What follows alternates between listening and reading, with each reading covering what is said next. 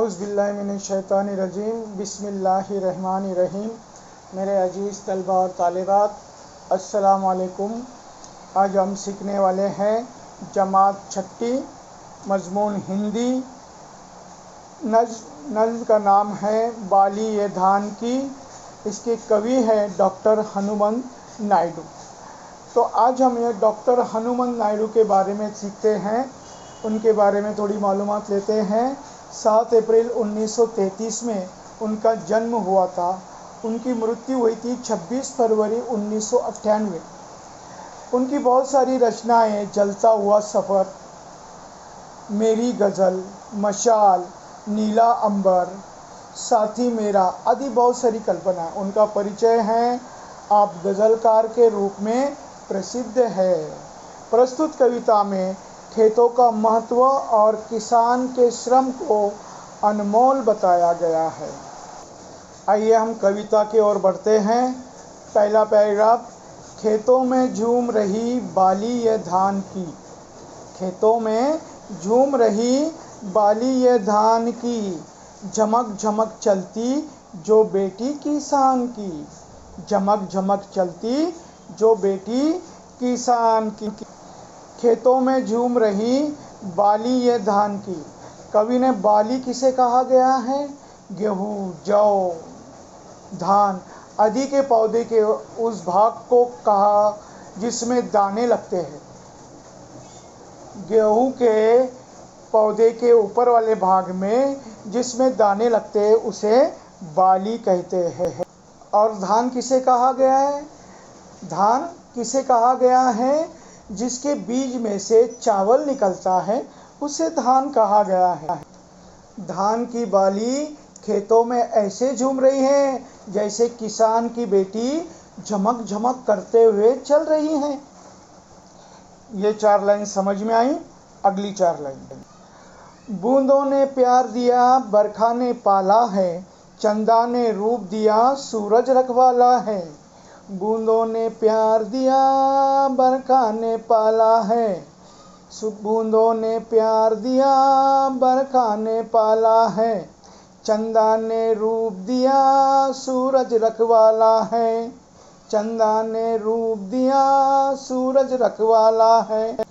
बूंदों ने प्यार दिया। बूंद यानी कौन? वर्षा, बारिश। बारिश ने क्या किया? प्यार दिया। वर्षा ने क्या किया? इसे प्यार दिया, इसे पाला है, इसे बड़ा किया है।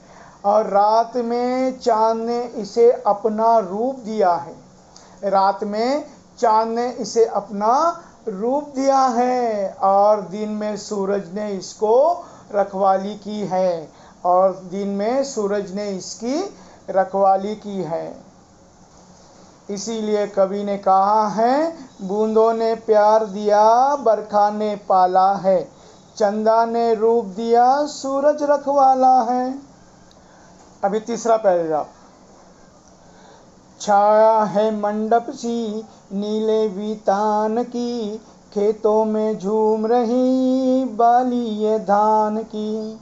फिर से, छाया है मंडप सी नीले वितान की, खेतों में झूम रही बाली ये धान की।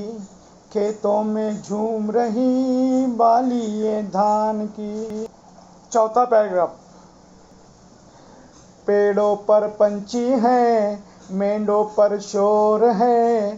पेड़ों पर पंछी हैं, मेंढों पर शोर है, वंश की तान लिए आती हर भोर है। वंश की तान लिए आती हर भोर।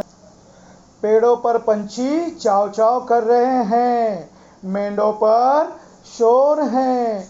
मेंढों पर शोर है, वंश की तान लिए आती हर भोर है। हर एक सुबह कैसी आती है? वंश की तान लिए। वंश की तान लिए खूबसूरत सुबह निकलती है, आती है। वंश की तान लिए आती हर भोर है। अगला पैराग्राफ, श्रम का यह मोती है, मेहनत की जीत है। श्रम का यह मोती है, मेहनत की जीत है, फसलों के आंचल से झरता यह गीत है, फसलों की आंचल से झरता यह गीत है। बाली खेतों में झूम रही बाली ये धान की। कवि कहते हैं कि किसान का श्रम का यह मोती है। चावल का जो धान का जो चावल है, किसान का श्रम का ये मोती है, मेहनत की उसके जीत है। फसलों के आंचल में झरता हुआ ये एक गीत है। अगला पैराग्राफ, सखियों सी गाती हैं किरणें विहान की, सखियों सी गाती हैं किरणें विहान की, खेतों में झूम रही बाली ये धान की, खेतों में झूम रही बाली ये धान की। मेहनत ही पूंजी है जग में इंसान की, मेहनत ही पूंजी है जग में इंसान की, खेतों में झूम रही बाली ये धान की, खेतों में झूम रही बाली ये धान की, खेतों में झूम रही बाली ये धान की। धान की ये बाली किसान के श्रम का मोती है। यह किसान को मेहनत की जीत की निशानी है। फसलों में यह गीत सुनाई दे रहा है कि मेहनत ही मनुष्य का असली धन है। यही गीत गाती हुई धान की बाली खेतों में बाली ये धान की ये नज़म समझ में आई। अब इसे याद करो, तरन्नुम के साथ याद करो। और इसके सवालों के जवाब दिए गए हैं नीचे टेक्स्ट बुक में, वो लिखकर कॉपी में लिखकर उसका फ़ोटो निकालकर ग्रुप में डालो।